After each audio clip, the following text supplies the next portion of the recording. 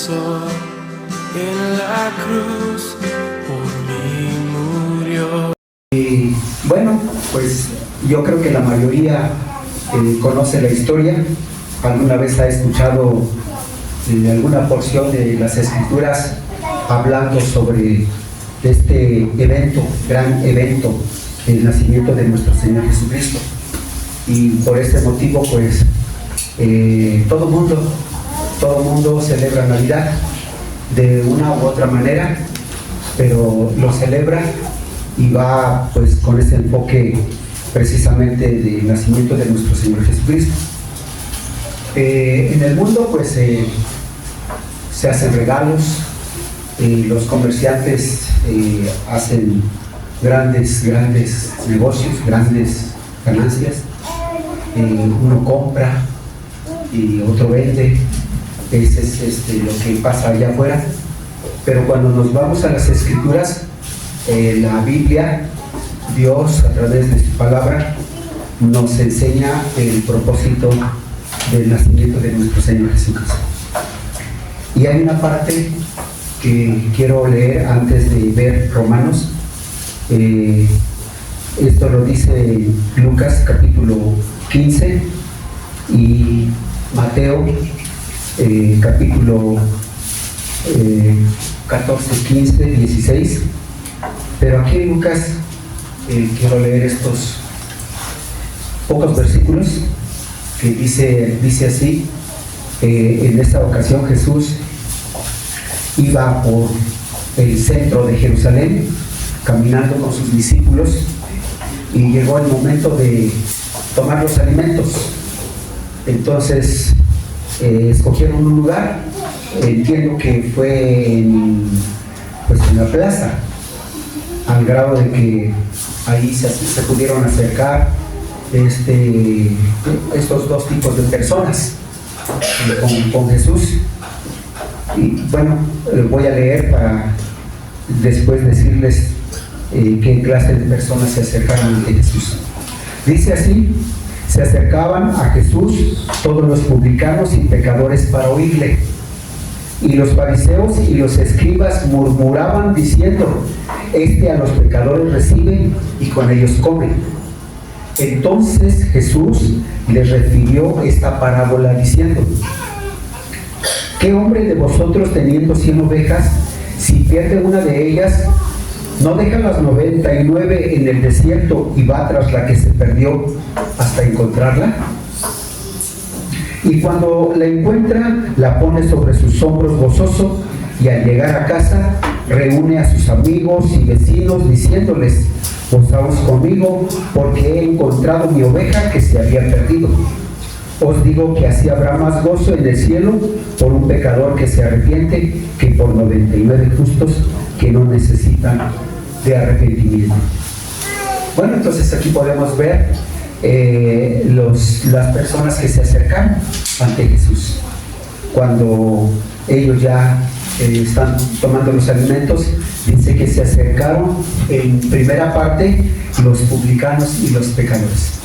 Los publicanos son aquellas personas que se dedicaban a recaudar los impuestos que el emperador romano había designado en todo su imperio, que todas las naciones bajo su poder, bajo su dirección, su yugo, cada nación iba a pagar los tributos al César.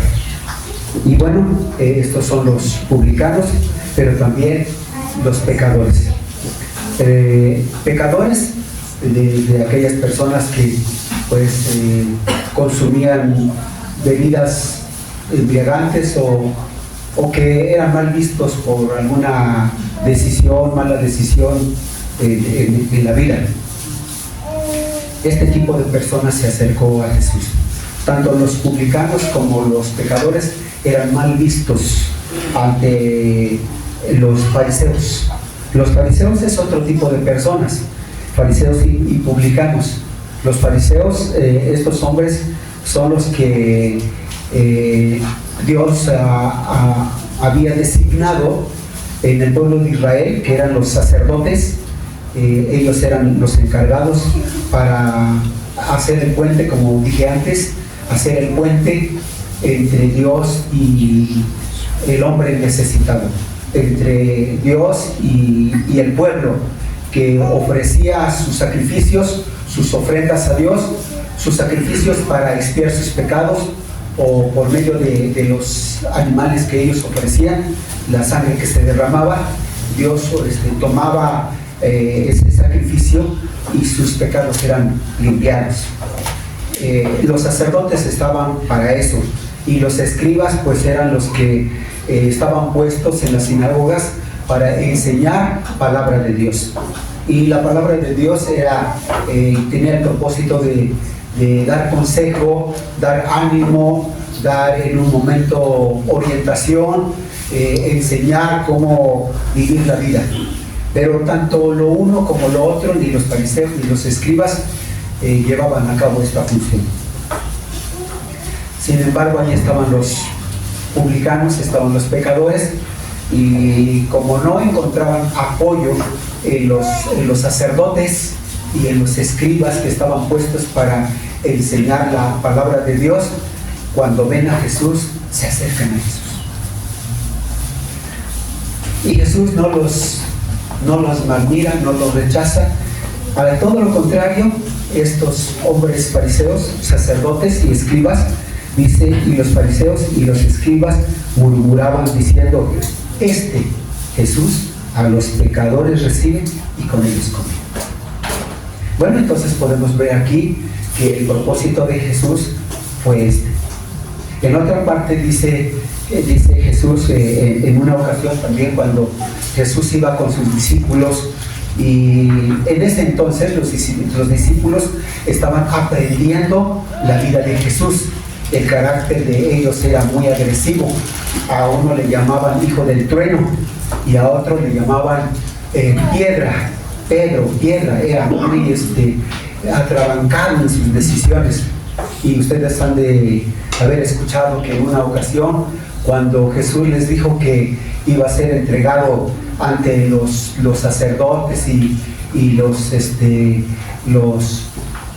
hombres gentiles, es decir, los hombres dirigidos por Pilato, por el César, Jesús iba a ser llevado ante el juicio y iba a ser crucificado, y este hombre que se le consideraba como piedra, que es Pedro, dijo: yo estoy dispuesto a dar mi vida por ti, y aunque otros se escandalicen, yo no me voy a escandalizar. Y entonces Jesús le dijo: mira, Pedro, antes de que el gallo cante 2 veces, tú me vas a negar 3 veces. Porque esos discípulos estaban aprendiendo de Jesús, eran muy atrabancados. Entonces, en esta ocasión, cuando Jesús y los discípulos iban también en una ciudad de ahí, de las tierras de Israel, Jesús quiso atender a los enfermos, a los necesitados, a los discapacitados, pero hubieron algunas personas ahí que se opusieron y Jesús no pudo hacer nada. Entonces este hijo del trueno, que así se conocía, dice a Jesús: quiere que oremos a Dios y le pidamos que haga descender este fuego del cielo y consuma a todos estos ingratos y incrédulos. Y Jesús dijo: no, yo he venido a rescatar lo que se había perdido. Para eso he venido, a rescatar y a dar mi vida por todas las personas que están perdidas. Entonces, aquí podemos ver el propósito de Jesús. El nacimiento de Jesús no es, con todo respeto, no es fiesta, porque dice que finalmente cuando Jesús fue crucificado y ascendió, Él no era dueño de nada en este mundo. Ni siquiera tenía una cabecera donde recostar su cabeza. Cuando nació, en un corral de animales, y fue envuelto en pañales y acostado en un pesebre. No tuvo un lugar, porque él no venía para estar aquí. Él venía para solucionar 3 problemas que acosan al hombre. Y uno de ellos es el sufrimiento. El sufrimiento no lo puede resolver el hombre, ni los políticos, ni los filósofos o científicos. El sufrimiento acosa a todos los hombres. Y el sufrimiento lo empieza a vivir el niño y el hombre o la persona más grande. El sufrimiento es una cosa terrible. Otro de los problemas que no puede resolver el hombre es la muerte. Y se buscan infinidades de remedios para tener eterna juventud, pero no es posible. Y la muerte segunda tampoco. El otro problema que el hombre no puede resolver es el pecado. El pecado. Y muchas veces el hombre se escuda y busca la manera. Permítanme decirles que el hombre fue creado para adorar a Dios desde el principio. Así fue creado el hombre. Pero el enemigo, el diablo, se interpuso y engañó al hombre. Lo llenó de fantasía. Y entonces el hombre cayó. Y como un hombre cayó, todos nos venimos abajo. Y entonces aquí podemos entender que más adelante, aquí a donde les dije, en Romanos capítulo 3, voy a leer unos versículos y podemos entender el propósito de Jesús. Es claro, es evidente y muy relevante, específico, cuando Jesús viene a este mundo. Y miren, el problema del pecado, ¿no? Como les dije antes, el hombre se escuda o se excusa. El hombre no reconoce que es pecador. Es totalmente complicado la vida del hombre. Para el hombre, en su modo de vivir, en su modo de pensar y de hacer las cosas, para él es lo mejor. Aunque vaya a la perdición o aunque vaya y destruya su vida. Para el hombre, su modo de vivir, aunque su hogar está ya destruyéndose, pero el hombre en su modo de vivir, él es muy sabio. Pero las escrituras, gracias a Dios que Él nos da las escrituras y Él nos habla para confrontarnos. Pero siempre que lo hace para atraernos, acercarnos a Él. Yo puedo agradecer eso, porque Él es el que dice que nosotros somos pecadores. Y cuando Él habla de esta manera, su propósito es llevarnos a tomar una decisión de arrepentimiento, de confesión a Él nuestros pecados. Y Él dice una parte: todo el que a mí viene, de ninguna manera le echo fuera. De ninguna manera. Entonces Él viene con ese propósito. Recuerden, en esta ocasión cuando iban a tomar los alimentos, los que se acercaron fueron los pecadores y los publicanos. Y ahí estaban los sacerdotes, pero los sacerdotes criticaron. Solamente criticaron a Jesús y criticaron a estos hombres. ¿Cómo es que el Señor Jesús, que los sacerdotes en cierta manera veían a un hombre totalmente diferente, apartado del mal, dando buenos consejos y sanando a los enfermos y a todos los discapacitados y dando libertad a los cautivos por los demonios? Ese hombre ahora estaba sentado con los pecadores y con los publicanos.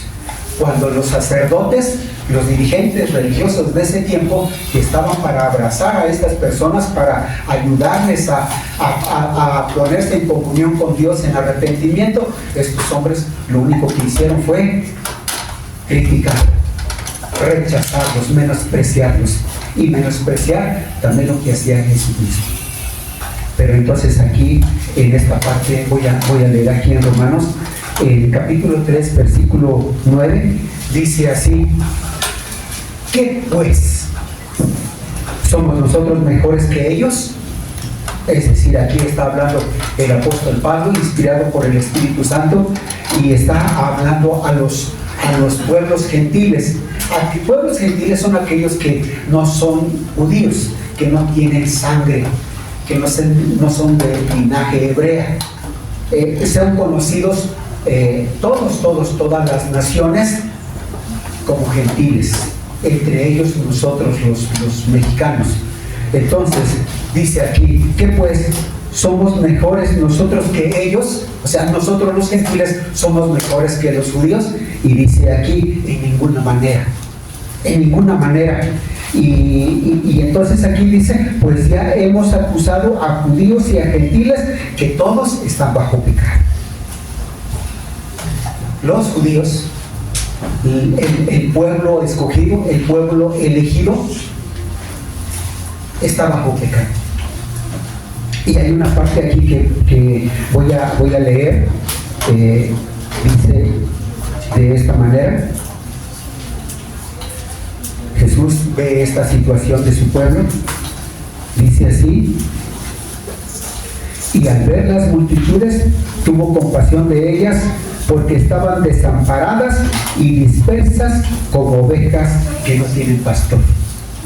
Está hablando de su pueblo, porque dice: recorría Jesús todas las ciudades y aldeas, enseñando en las sinagogas de ellos y predicando el evangelio del reino y sanando toda enfermedad y toda dolencia en el pueblo. Entonces vio las multitudes, porque venían por millares a Jesús para recibir estas tres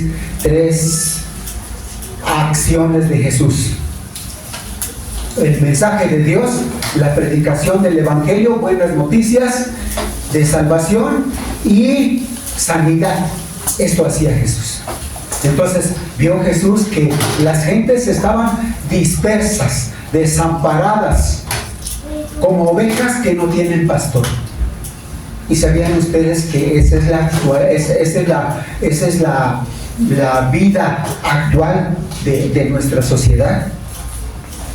Hace unos días platicaba con unos hermanos que el ser humano, la persona en estos tiempos, tiene muchas flechas, mira muchas flechas, y para allá, para acá, para arriba, para atrás, para allá, y dice: ¿y para dónde voy? ¿Para cuál es la dirección? ¿Cuál es el camino? Así está en confusión el ser humano.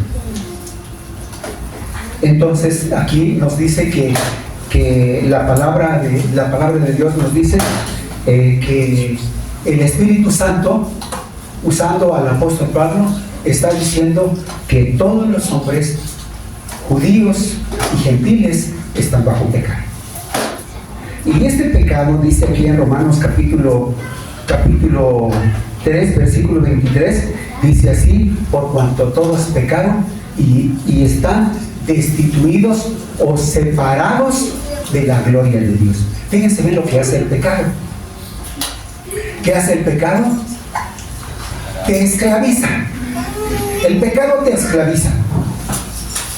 Y el pecado te hace avergonzarte.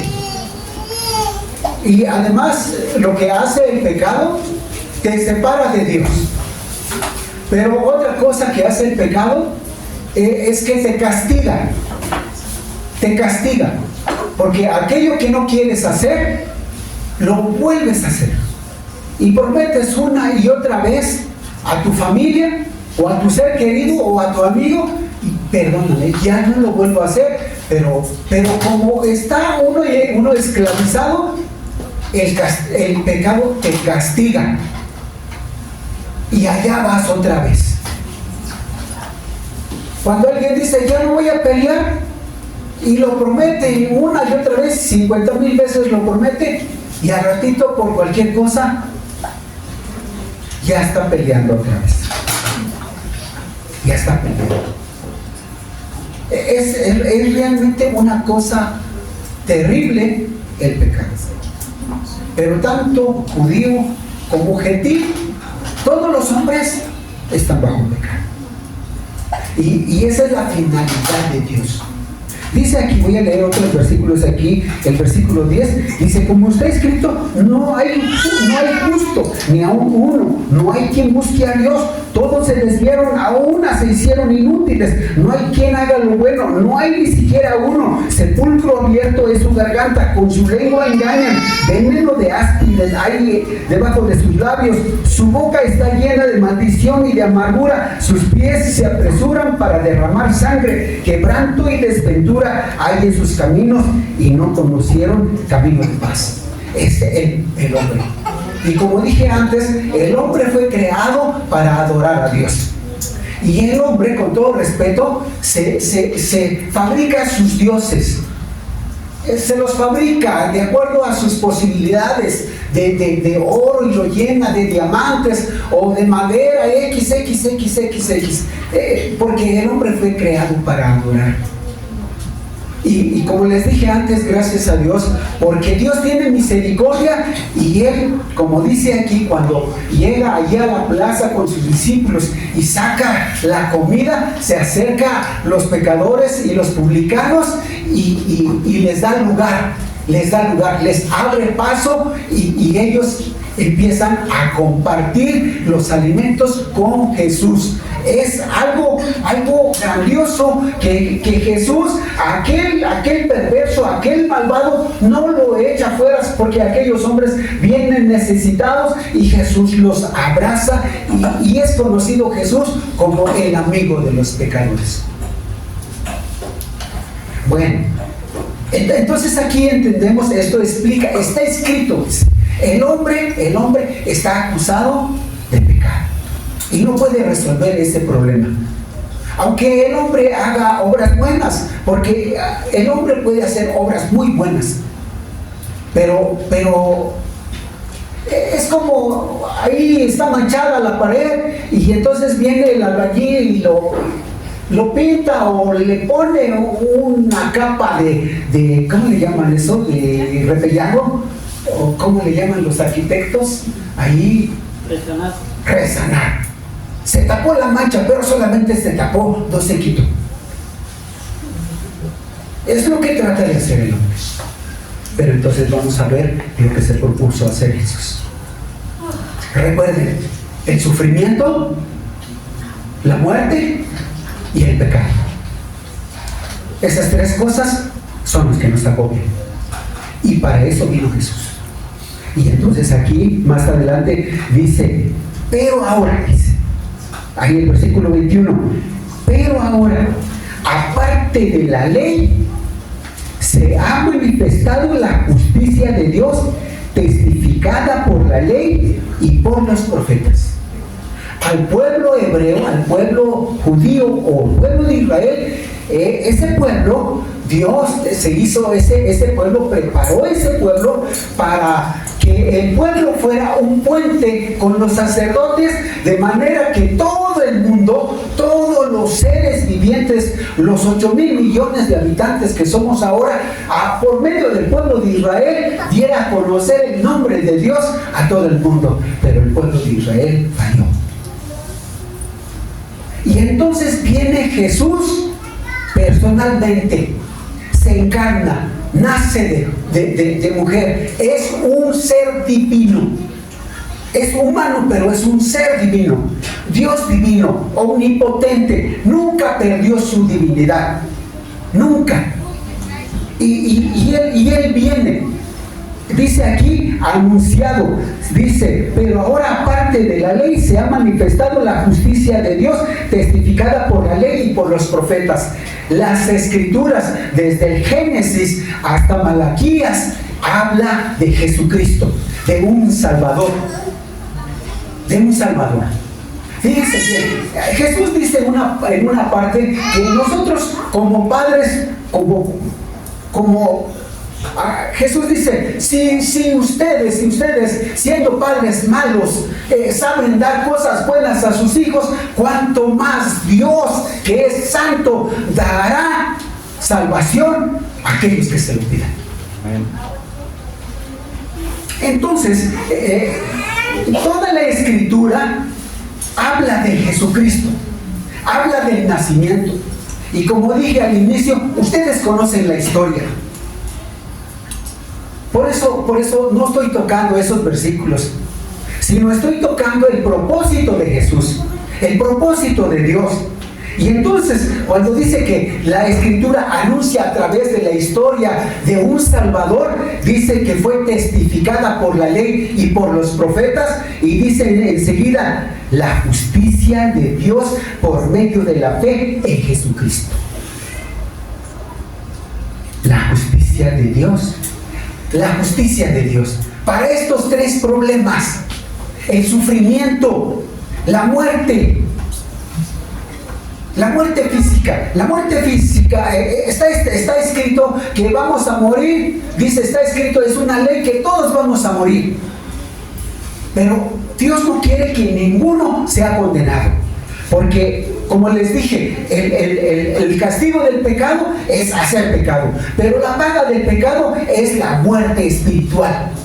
Y lo que dice aquí en el 3:23, por cuanto todos pecaron y están destituidos de la gloria de Dios. Entonces, solo aquel que está separado de Dios por causa del pecado, el que hace el puente entre Dios y el hombre es Jesucristo. Y usted sabe sobre este hecho que a Jesús le era necesario ir a la cruz. Y cuando estuvo en el huerto de Getsemaní, él estuvo orando ahí, pidiendo que si era necesario que pasara por alto ese sacrificio. Pero luego dijo, pero no se haga como yo quiero, sino como tú. Y en ese momento dice que el sudor de su frente eran grandes gotas de sangre. Estaba realmente quebrantado físicamente, moral y de manera emocional. Jesús estaba quebrantado. Y cuando toma la decisión de decir, no se haga mi voluntad, sino tu voluntad, porque había venido especialmente para morir por el pecado del hombre. Y esto suena así un poquito fuerte, pero cuando la Trinidad, cuando el Padre decide el tiempo en que Jesús va a nacer, lo despide,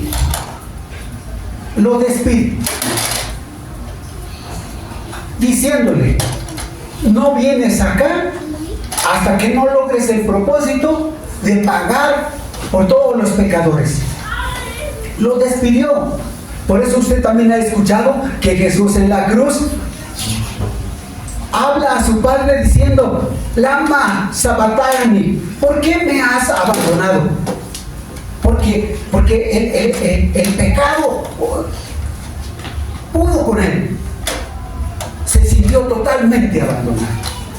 Pero cuando es crucificado, ahí vence a la muerte, vence al pecado, vence al mundo y vence al sufrimiento. Él todo sufrió por nosotros. Por eso dice aquí, esa es la justicia de Dios, esa es la misericordia, la bondad de Dios. Y usted que mira para acá y para allá y para dónde, aquí, como leímos anteriormente, dijo Jesús, yo soy el camino, la verdad y la vida. Para llegar al Padre, yo soy el camino. Yo soy la persona indicada. Y yo entiendo, como todos aquí, la mayoría somos religiosos. La mayoría. Un 99% somos religiosos. Y como religiosos, todos quieren ir al cielo. Pero el que puede entrar a donde está el Padre solamente aquel que recibe la justicia de Dios, que es Jesucristo. Solamente, porque dice aquí enseguida, dice la justicia de Dios por medio de la fe en Jesucristo para todos los que creen en Él, específicamente los que creen. Y ese de creer en Él es como cuando el novio le propone matrimonio a la novia. Y la novia, después de haber sido conquistada por el novio, y el corazón se le empatizó con él, es decir, se unió, la novia dice, cree en el novio, cree en él, y el novio también cree en ella, y ambos se unen y llegan a ser un cuerpo, llegan a ser una familia. Una familia. Algo semejante es cuando una persona acepta la justicia de Dios, acepta a Jesucristo como su Salvador personal. Se une con Dios. Y ahí obra la Trinidad. Obra el Padre, obra el Espíritu Santo y obra Jesucristo. El amor del Padre, el sacrificio de Cristo y la intervención o intercesión del Espíritu Santo. Eso es justicia de Dios. Eso es Navidad. Eso es Navidad. Eso es una fiesta, como dijo aquí en lo que leí allá en Lucas capítulo 15, versículo 10. Hay fiesta en los cielos. Los ángeles hacen fiesta. ¿Cuánto quisieran los ángeles venir y hablarle de esto a usted? Pero aunque un ángel viniera, a los ángeles no se les es dado este mensaje, sino que el mensaje de Dios es dado a los hombres para los hombres.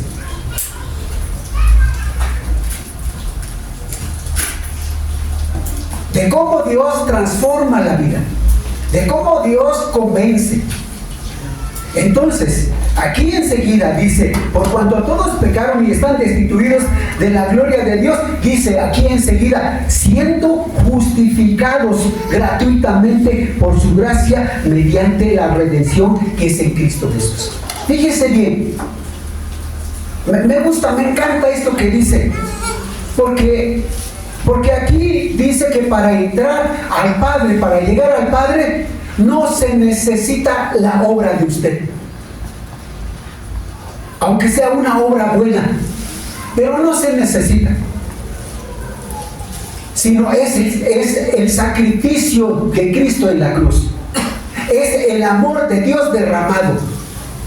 Dice, siendo justificados, es decir, el que liberta, el que tiene poder para perdonar pecados, el que tiene poder para transformar la vida, cambiar la mente, cambiar el corazón y cambiar la actitud del hombre, renovarle y hacerle una nueva persona, un hijo de Dios, es por medio de la justicia de Dios. Eso es Navidad. A eso vino Cristo Jesús. Y vino por usted. Gracias a Dios que está usted aquí en esta noche. De verdad, yo agradezco al Señor que usted está en esta noche. Porque así como les decía hace 42 años, yo viví una Navidad como esta, en un templo. Antes, yo en ese tiempo tenía 22 años, y en ese tiempo mis Navidades eran desvelos, eran tristezas, comida y más comida y otras cosas. Y al día siguiente venía la depresión o venía la frustración. Pero cuando Dios me dio esa dicha de estar en una Navidad, en una iglesia, en una congregación, pude escuchar el mensaje. No entendí mucho, no comprendí mucho, pero lo que vi, lo que viví, eso cambió el ambiente de lo que yo había vivido antes. Y me encantó, me gustó. Y le doy gracias a Dios porque usted está en esta noche. Porque Dios le ama a usted. Usted que sufre. Usted que le tiene miedo a la muerte. Usted que le tiene miedo al sufrimiento.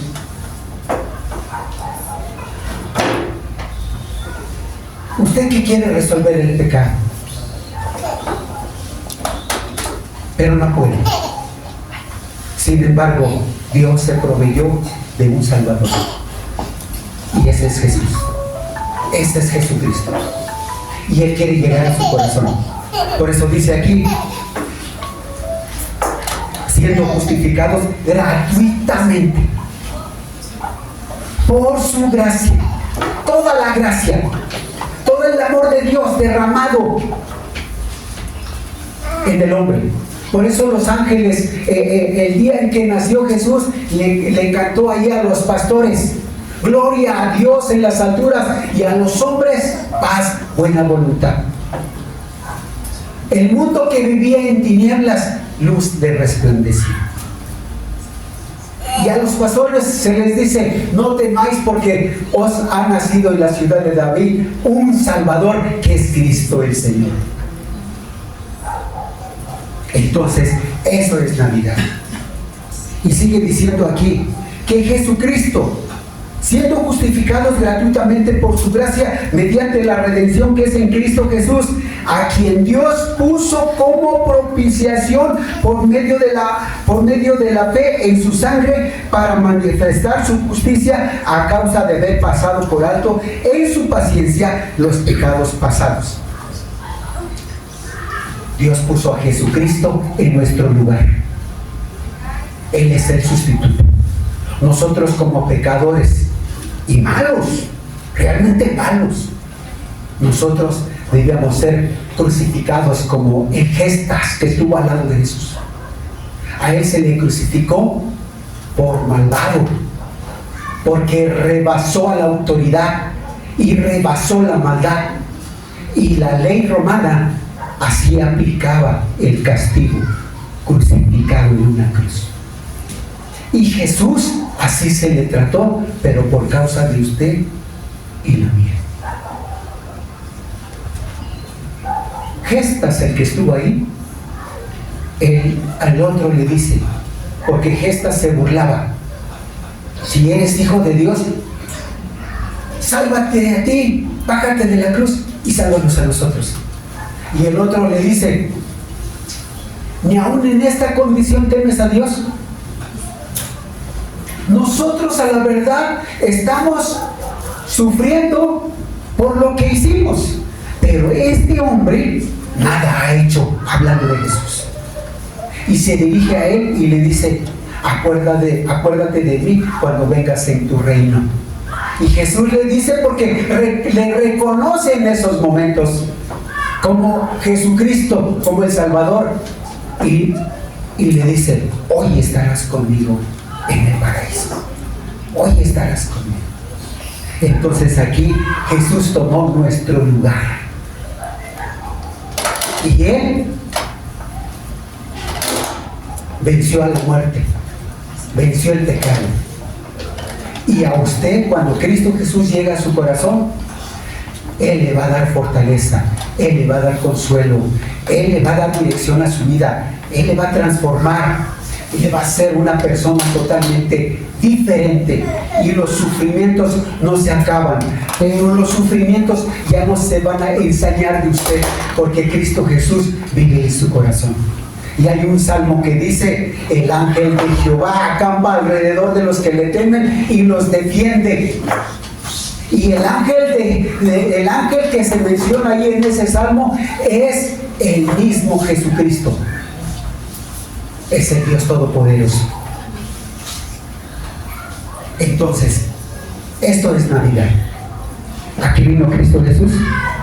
Aquí vino Cristo Jesús a salvarle a usted. Pero para esto necesita que usted crea. Que crea, que le reciba en su corazón. Que usted reconozca y que diga, de verdad, que sí soy malo, sí soy pecador. He pecado contra ti. Y no hay ningún solo remedio. No hay nadie que me pueda quitar esta maldad. Sino tú que moriste, que pagaste por él. Y yo quiero que se lleve este mensaje. Llévese este mensaje. Creo que no se le va a olvidar que Cristo pagó por usted. Y Él quiere que usted le reciba en su corazón. Así como usted dice, ella es mi hija, o él es mi hijo, lleva sus apellidos y lleva sus genes, lleva su sangre, porque usted puede decir, ese es mi hijo, porque nació de usted. Y Jesucristo, el Padre Celestial y el Espíritu Santo puedan decir, Él es mi hijo, ella es mi hija, porque creyeron, porque nacieron. Que usted crea verdaderamente, que crea. Y los que ya han aceptado a Jesús, que se gocen en Jesús, que se gocen todo el tiempo. Gocémonos en Jesús, vivamos con Jesús, caminemos con Jesús, porque Él viene para tomar, para llevarse con Él lo que Él compró con su sangre. Yo quiero hacerle una invitación en estos momentos, que usted allí en su lugar, allí en su corazón, allí en su vida, usted acepte ese regalo de Dios, que es Jesucristo, que usted lo acepte en su corazón. Voy a hacer una oración.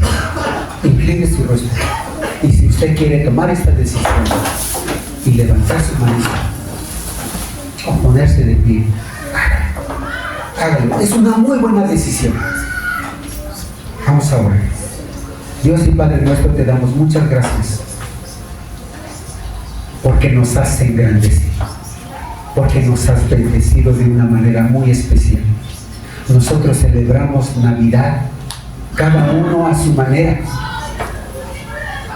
pero tú tienes un propósito al hablarnos de Navidad, y es el nacimiento de nuestro Salvador, que vino a este mundo con ese propósito de pagar, de tomar nuestro lugar, pagar por nuestros pecados. Y ahora la finalidad de esto es que uno te acepte en el corazón. Yo te ruego en estos momentos que tu Espíritu Santo obre de una manera poderosa y haga entender a cada uno su necesidad de Dios, su necesidad de Jesucristo. Muchas gracias. ¿Algunos de ustedes desean tomar esta decisión? Tómela ahora. No se vaya así. Tome esa decisión y busque a Dios. Tome una Biblia y lea la Biblia. Esa Biblia que tiene usted ahí en casa, ábrala, léala. Recuerde, Dios le ama. Se aceptó al publicano y aceptó a estos pecadores, también a usted le acepta. Y Él quiere hacer fiesta en los cielos porque usted le recibe en su corazón. Yo le invito en estos momentos, tome esa decisión y va a haber fiesta en los cielos. Gracias, Dios, por tu misericordia. Gracias por tu grande bondad, por este tiempo, por esta noche, por tu palabra. Gracias por bendecirnos a través de Jesucristo.